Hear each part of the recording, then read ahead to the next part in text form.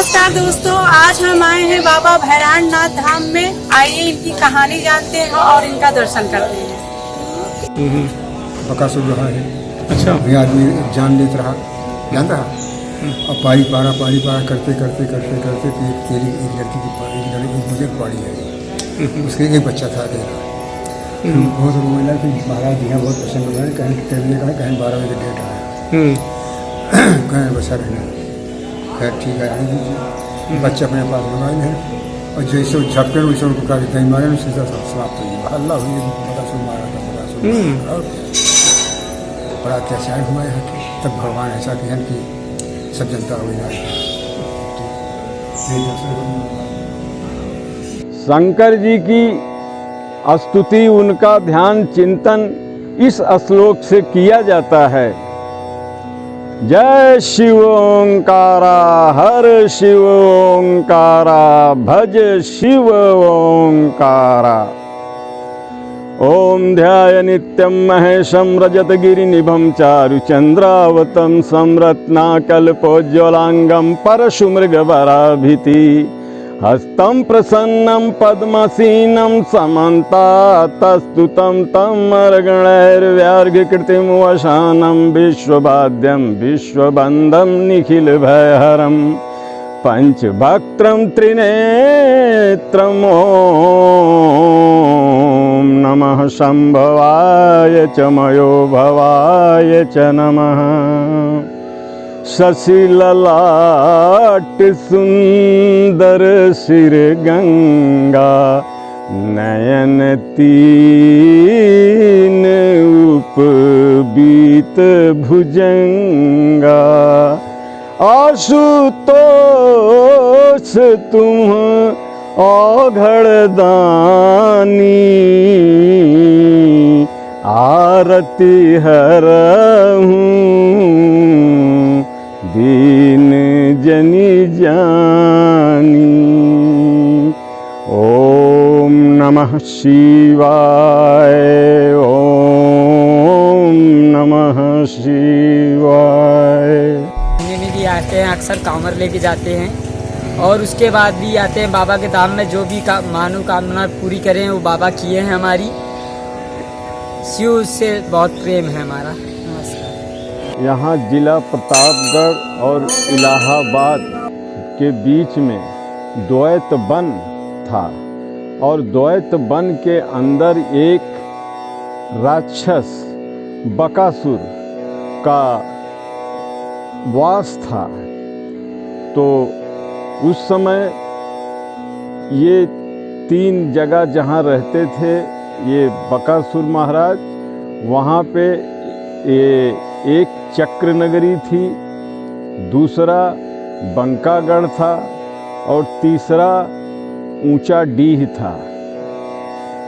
और इस तीनों नगरी में इसका आतंक व्यापक था और इसकी आदत थी कि वहाँ के जो राजा थे उनसे इसने अपना संदेशा भिजवाया था कि अगर हमको खाने पीने की व्यवस्था के साथ एक आदमी का मांस भेजा जाएगा खाने के लिए, तब हम किसी को आतंकित नहीं करेंगे, न किसी से लूट करेंगे, न मार करेंगे, न किसी को मारेंगे। और उसी समय में ये 5 भाई एक ब्राह्मण परिवार में आके आश्रय लिए और वहीं पे रहने लगे छुप छुपा के, केवल दुर्योधन के भय से। तो उस गांव के अंदर जहां ऊंचा डीह था, आज भी वर्तमान में ऊंचा डीह के ही नाम से वो प्रसिद्ध है, तो वहीं पे ये ब्राह्मण गरीब परिवार था, लेकिन शुद्ध साधु थे वो लोग। अपने आश्रयदाता को किसी प्रकार का कष्ट न हो, तकलीफ न हो, वो लोग तकलीफ उठा के ये 5 पांडवों सहित इनकी माँ कुंती का विशेष देखभाल कर रहे थे। संयोग बस उसी समय इनके घर की भी ब्राह्मण परिवार के बालक का नंबर आया, जबकि बालक घर का पालन पोषण भरण पोषण करने वाला अकेला नौजवान था। अब उसकी माँ बड़ी चिंता में पड़ी, अफसोस में पड़ी कि अब तो हमारा एक ही घर का चिराग है, दीपक है, वो भी बुझ जाएगा। इसी चिंता में उसे व्यथित देखकर, दुखी देखकर माँ कुंती ने कहा कि बहन जी आप क्यों इतना दुखी हैं, क्या तकलीफ़ है, आप हमको भी बता सकती हैं। तो उसकी माँ ने कहा कि क्या करेंगी जान करके आप, आज हमारे यहाँ एक बकासुर नाम के राक्षस रहते हैं, आज उन्हीं के पेट का निवाला बनने के लिए हमारा बालक जाएगा। तो कुंती ने कहा इसमें इतना चिंता करने की क्या ज़रूरत है, भाई आपके एक बच्चा है, हमारे तो 5-5 लाल हैं। अगर मैं आपके बच्चे की जगह मैं अपने बच्चे को भेज दे दूंगी, एक जाएगा तो 4 तो हमारी आंख के सामने रहेंगे। तो वो बुढ़िया बोलने लगी, ब्राह्मण बोलने लगा कि बहन जी हम अपने घर आए अतिथि को एक राक्षस का निवाला कैसे बनने देंगे। आप तो हमारे लिए अतिथि हैं, अतिथि जो है देव के समान होते हैं, ऐसा नहीं होगा। जो हम पे आई है मुसीबत हम ही को झेलना पड़ेगा। बार बार अनुरोध करने पर, बार बार आग्रह करने पर कुंती के फिर भी वो ब्राह्मण तैयार नहीं हो रहा था, ब्राह्मण की औरत नहीं तैयार हो रही थी। तो कुंती ने समझाया उनको कि देखो मैं अपने जिस बालक को भेजूंगी उस बालक से उस राक्षस का अंत होगा और ये पूरा ब्राह्मण परिवार, क्षत्रिय परिवार, कुर्मी परिवार ये सब सुखी हो जाएंगे। इसलिए आप हमारा कहना मान करके हमारे पुत्र को जाने का आप आदेश दीजिए। इसी तरह तर्क वितर्क में फिर जा कर के वो ब्राह्मण की औरत और ब्राह्मण दोनों तैयार हुए।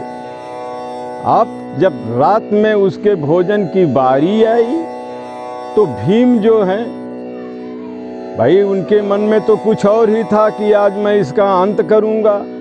एक गाड़ी पे उसके खाने की सामग्री को लाद फांद करके ये भीम जी उस स्थान के लिए प्रस्थान कर गए जहाँ पर कि वो राक्षस रहता था।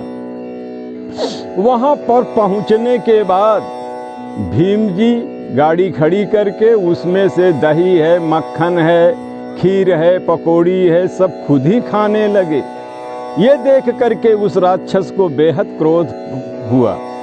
उसने कहा क्यों ये सब सामान मेरे लिए लाए हो कि खुद के लिए लाए हो भाई, तुम क्यों खा रहे हो। तो बोले कि मैं नहीं खाऊंगा तो क्या तुम खाओगे।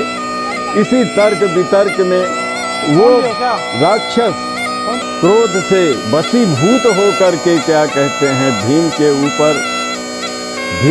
ऊपर अपना आक्रमण कर दिया।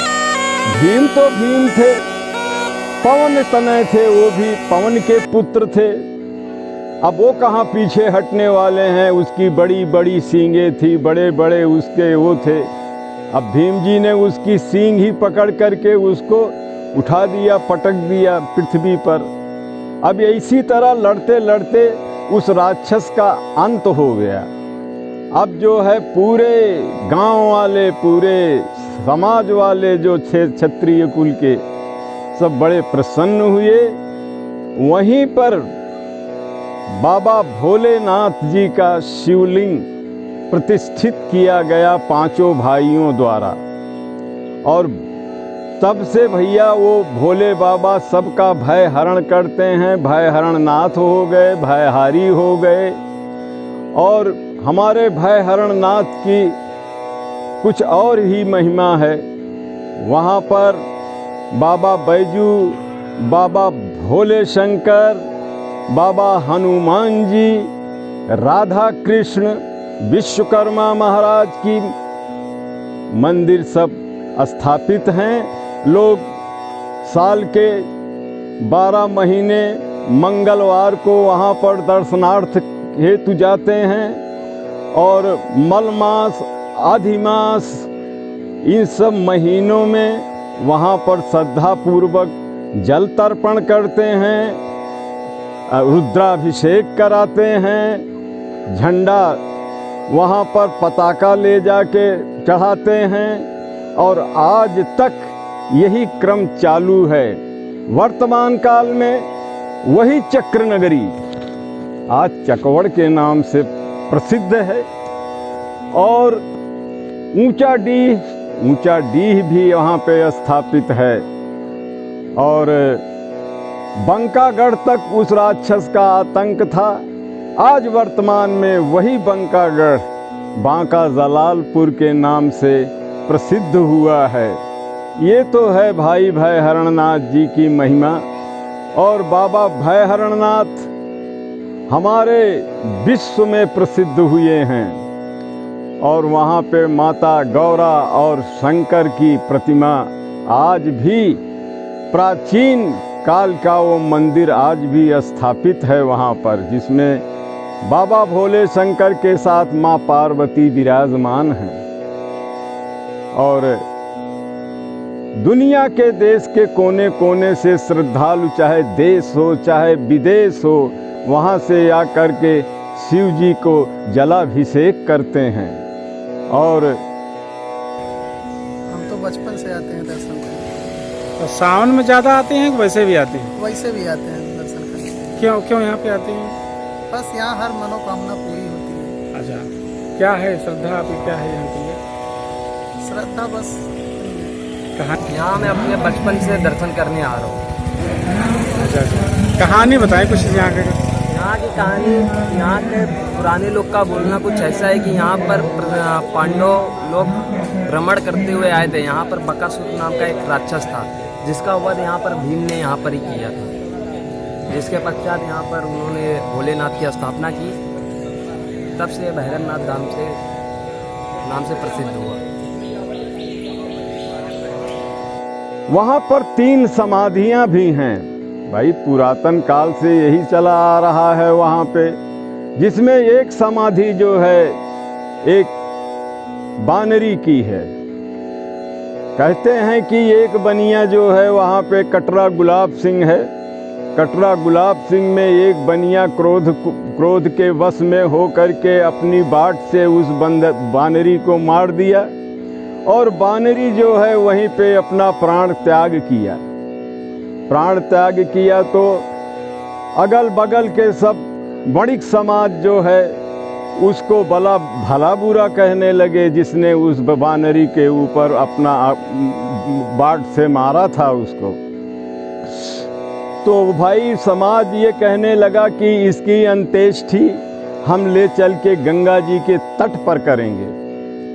अब उसकी शव यात्रा निकाली गई। जब उसकी शव यात्रा गंगा जी के तट पे जाने के लिए तैयार हुई तो देखिए प्रभु की माया, एक बानर आया और मेरे ख्याल से वो दोनों दंपति थे। बानर जो है आगे आगे चलने लगा और सब लोग जो है उसकी शव यात्रा लेके उस बानर के पीछे पीछे चलने लगे। अब ये कहा गया वहाँ पर कि भाई बानर जिस रास्ते से निकलेगा हम लोग को उसी रास्ते का अनुसरण करना है, उसी रास्ते पर चलना है। बानर चलते चलते बकुलाही के नदी पर पहुंचा। भाई भोलेनाथ का मंदिर बकुलाही नदी के ही तट पर है। बकुलाही नदी के पास पहुंच करके वो बानर जहां पर बाबा भोलेनाथ का मंदिर था वहां पर पहुंचा और वहां पर थोड़ी देर विश्राम करने के उपरांत राधा कृष्ण के मंदिर के पास पहुंच करके वहीं पे बैठ गया। अब ये सब लोगों में सर्वसम्मति माना गया कि भाई जब यहीं पे बानर बैठा है तो इसकी जो है शव यहीं पर गाड़ दिया जाए। तो आज वहीं पे उस बानरी का शव गाड़ा गया है, तो वो एक समाधि है। और दूसरी समाधि जो है नागा बाबा की है, जिनके द्वारा इनका जीर्णोद्धार हुआ है। और नागा बाबा की भी समाधि वहाँ पर प्रतिष्ठित है। और तीसरी समाधि एक दंडी बाबा थे, जिनके सहयोग से इस मंदिर का देख रेख हुआ है। कुल मिला करके 3 समाधियाँ वहाँ पर वर्तमान में हैं और बाबा जी का सदा जय घोष वहाँ पर होता रहता है।